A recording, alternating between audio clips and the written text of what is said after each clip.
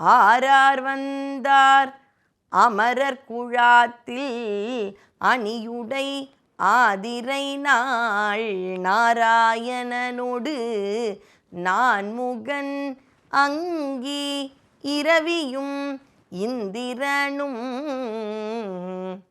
அதாவது சுவாமியினுடைய ஆருத்ராபிஷேகம் பார்க்க இத்தனை தேவர்கள் வராங்க. ஆருத்ரா தரிசனம்ன்றது அவ்வளவு சிறப்பு. அப்போ 6 வேளை 6 தடவை எப்பெல்லாம் நடராஜருக்கு அபிஷேகம் நடக்குதோ அந்த சமயத்தெல்லாம் யார் வருவாங்க? நம்ம கூட தேவர்களும் வந்து பார்ப்பாங்க. அந்த சமயத்தில் தேவர்களும் கூடியிருக்கும் சபையில் நடராஜ பெருமானுக்கு அப்படியே அபிஷேகம் நடக்கும்.